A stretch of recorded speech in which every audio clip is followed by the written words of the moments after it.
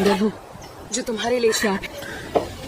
तो दोस्तों आज की इस कहानी में आप देखने वाले हो एक ऐसी लड़की को जिसकी गुलाबी गुफा ही उसके लिए परेशानी का कारण बन जाती है। उसकी गुलाबी गुफा का मैग्नेटिक फील्ड इतना ज्यादा स्ट्रांग होता है कि लड़कों का मुन्नू अगर एक बार उसकी गुलाबी गुफा के मैग्नेटिक फील्ड के आसपास भी आ जाए तो अपने आप ही वो उसकी गुलाबी गुफा की तरफ खींचने लग जाता है। पर यही गुलाबी गुफा उसकी परेशानी का कारण भी बन जाती है। तो ये सब कुछ कैसे कैसे कहाँ कहाँ क्यों क्यों कितनी कितनी बार किस किस के साथ किस किस पोजीशन में और हाँ किस किस फ्लेवर में होता है, यही आप आज की इस कहानी में देखने वाले हैं। मूवी का नाम है व्हाइट एज स्नो और इसे आप बिल्कुल फ्री में कहां पर देख सकते हैं ये मैं आपको थोड़ा सा आगे बताऊंगा। कहानी स्टार्ट होती है और हमें एक दुधारू दूध की डेयरी और गुलाबी गुच्छा की रानी क्लेयर दिखाई जाती है। दरअसल क्लेयर के फादर नहीं होते और वो अपने स्टेप मॉम मॉड के साथ रहती है और ये दोनों साथ मिलकर के अपने डैड का बिजनेस चलाते हैं। यहाँ पर हम मॉड के नए बॉयफ्रेंड को भी देख पाते हैं जो एक दिन क्लेयर के पास कुछ बात करने के लिए आया हुआ था। पर तभी हम देख पाते हैं कि कोई उन पर नजर रखे हुए है।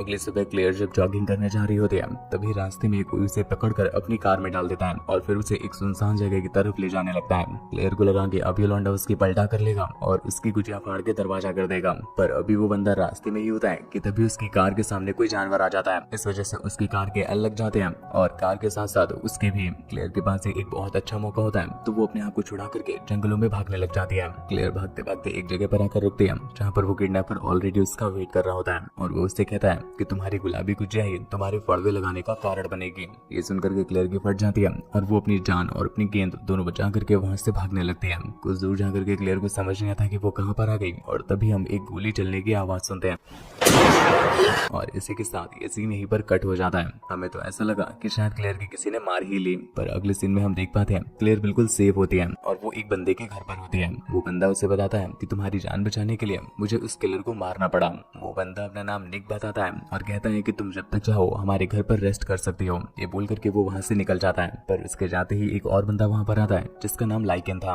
वो क्लेयर को अपने घर पर देख करके काफी हैरान था और वो उससे बार बार पूछने लगता है कि आखिर वो कौन है और यहाँ पर क्या कर रही है। जिस पर क्लेयर उससे बताती है कि उसे यहाँ पर निक लेकर के आया है और उसकी तबीयत थोड़ी खराब है और जैसे ही वो ठीक हो जाएगी वो खुद ही यहाँ से निकल जाएगी। लाइकन को क्लेयर बहुत पसंद आती है तो वो दोनों साथ बैठ करके बातें करने लग जाते हैं। पर कुछ देर के बाद वहाँ पर एक और बंदा आता है जिसका नाम परसुआ था। दरअसल ये निक का जुड़वा भाई होता है और बहन का लौरा ऐसा लगता है खाने में मिर्च ही खाता हो क्योंकि कभी ढंग से बात ही नहीं करता है। इसलिए वो जब क्लेयर को देखता है तो गुस्से में आ जाता है और उससे कहता है कि तुम्हें अभी ही हमारे घर से निकलना होगा। क्लेयर को समझ आ जाता है कि इस बहन के लौरे को ठिकाने कैसे लगाना है, इसलिए वो उसका हाथ पकड़ करके अपनी गुलाबी गुफा में डाल लेती है और उसे अपने मुंह से जन्नत के मजे देने लग जाती है जिससे वो भी पिघल जाता है और उसे घर पर रखने के लिए मान जाता है। अगले दिन लाइकन क्लेयर को अपने साथ लेकर के एक हॉस्पिटल में जाता है जहाँ का डॉक्टर जब क्लेयर को देखता है तो उसकी गुलाबी गुजिया देख करके उसका भी कुतुब मीनार खड़ा हो जाता है। क्लेयर भी उसका कुतुब मीनार को नोटिस तो कर लेती है पर वो उसे मजे नहीं देती और वहाँ से चली आती है। ये दोनों यहाँ से निकल करके एक चर्च में जाते हैं जहाँ पर चर्च के फादर की भी बंदूक तैयार हो जाती है क्लेयर के साथ जंग लड़ने के लिए। क्लेयर यहाँ पर भी सब कुछ नोटिस करती है पर वो घंटा उन्हें न भाव देती है और न अपनी देती है। अगले दिन निक जब अपने घर का कुछ काम कर रहा होता है तो अचानक से क्लेयर की कच्ची में बाढ़ आने लगती है और वो सीधा निक के पास जाती है। वो उससे रिक्वेस्ट करती है कि उसके खेतों की जुताई निक अपने हथियार से कर दे। निक तो आंखों से ही हवस का प्यासा लग रहा है तो वो कैसे रुकने वाला था। वो वहीं पर पलटाकर उसको पेलना स्टार्ट कर देता है। शाम को निक, परसुआ और क्लेयर तीनों बैठ करके जब ड्रिंक कर रहे होते हैं तभी क्लेयर को अचानक से दारू की जगह मेयोनीज खाने का मन कर जाता है तो दोनों मिलकर के क्लेयर के साथ जम के मेहनत करते हैं और बाद में उसे मेयोनीज खिलाते हैं। अगले दिन निक और परसुआ दोनों ही क्लेयर की खुदाई करने के लिए नहीं होते तो उसके अंदर की खुजली बढ़ने लग जाती है और वो रोड में निकल जाती है ताकि वहाँ पर कोई उसे झेलने वाला मिल जाए। तभी उसकी मुलाकात उसी पादरी से होती है जिसका पिछले दिन क्लेयर को देखने के बाद खड़ा हो गया था। हालांकि वो पादरी भी क्लेयर को पेलने के लिए अपने साथ लेकर जाता है पर क्लेयर उसके पास जाकर के ज्ञान की बातें करने लग जाती है और उससे माफी मांगती है कि उसने दो लड़कों की बंसी एक साथ बजाई है। अब भाई साहब पादरी के पास कोई ऑप्शन नहीं बचता। वो तो खुद क्लेयर को झेलने के लिए लाया था पर वो उसे एक अच्छा इंसान समझ रही थी। इस वजह से बेचारे के हाथ गुजिया लगते लगते निकल जाती है। इधर हम क्लेयर को देखते हैं जो एक जॉब ढूंढ लेती है और जॉब को करने लग जाती है। तभी एक दिन उसे अपनी मॉम मॉड की याद आती है तो वो उन्हें कॉल करती है पर इधर हम मॉड को देखते हैं जो उसकी आवाज सुनते ही कॉल को रख देती है और तभी सीन शिफ्ट होता है सीधा फ्लैशबैक में और यहाँ पर हम देख पाते हैं जिस दिन क्लेयर अपनी मॉम के बॉयफ्रेंड से मिल रही थी तब वहाँ पर कोई और नहीं था, उसकी मॉम ही थी जो उस पर नजर रखे हुए थी।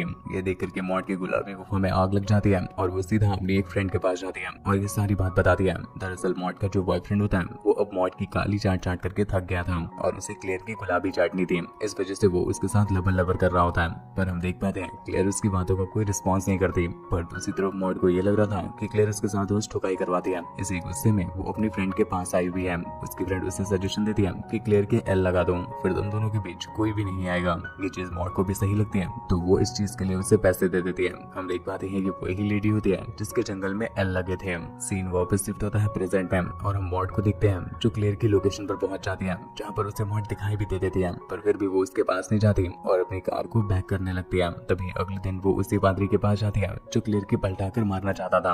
वो उनके सामने ऐसे रेड करती है जैसे मानो उसकी बेटी कहीं खो गई हो। पादरी जब क्लेयर के बारे में सुनता है तो वो उससे कहता है कि ठीक है, मैं तुम्हें तुम्हारी बेटी से मिला दूंगा। अगले दिन पादरी क्लेयर के पास जाता है और उसके गुलाबी गड्ढों में कड़वा तेल लगाते हुए उसे अपने साथ चर्च में ले आता है। क्लेयर को तो लगा कि आज पादरी का मंजन करने को मिलेगा, पर यहाँ पहुंचकर वो देखते हैं कि पादरी उसे सरप्राइज देने के लिए लाया था क्योंकि उसकी मॉम यहाँ पर आई हुई थी। क्लेयर अपनी मॉम को देखकर की बहुत खुश हो जाती है और उन्हें गले लगा लेती है। हम देख पाते हैं कि क्लेयर को घंटा अंदाजा नहीं होता कि उसकी मॉम ही है जो उसके एल लगवाने पर तुली हुई है। और वहीं पर दूसरी तरफ क्लेयर इतनी मासूम है कि वो अपनी मॉम को ही बताने लग जाती है कि कैसे एक किलर उसकी लेने की कोशिश कर रहा था। अगले दिन मॉड उसे अपने साथ कहीं पर ले जा रही होती है। तभी रास्ते में वो अपनी कार को बहुत चालाकी से रोक करके क्लेयर को बाहर निकालती है और उससे टायर को चेक करने के लिए कहती है। बेचारी अनजान क्लेयर, उसे पता ही नहीं होता कि उसकी मॉम ने उसे जानबूझ करके खाई के किनारे रखा हुआ है ताकि वो उसे नीचे गिरा सके। पर जब तक मॉड ये कर पाती इससे पहले ही वहाँ पर वो बहन का प्यासा पादरी आ जाता है। इससे मॉड की प्लानिंग के फड़वे लग जाते हैं। उसी शाम पादरी क्लेयर से मिलने के लिए आता है और वो उससे रिक्वेस्ट करता है कि मेरा बेटा इस समय खुला सांड हो गया है और कहीं भी मुट्ठी चलाया करता है,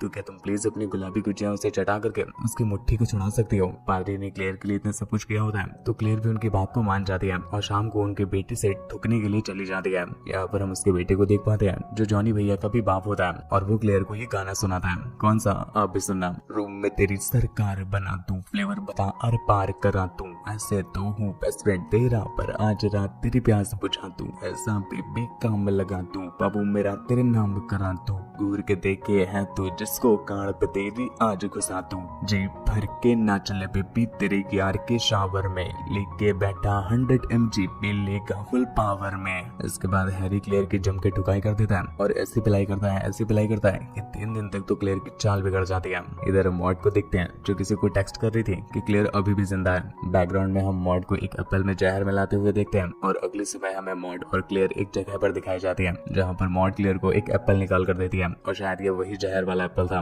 पर क्लेयर जब तक उसे खा पाती इतने में ही वहाँ पर हैरी आ जाता है जो उसकी गुलाबी गुफा के नशे में ऐसा खो जाता है कि वो जंगल में भी उसे सूंघता सूंघता चलाया था और वो क्लेयर को एक राउंड देने के लिए कहता है। क्लेयर भी इस बात के लिए मान जाती है, पर पहले वो हैरी से कहती है कि तुम एप्पल खा लो और एनर्जी लाओ, जिसके बाद तुम मेरी चिड़िया उड़ा देना। मॉड की ये देख करके फट जाती है और वो किसी तरह से उसको एप्पल खाने से रोक लेती है।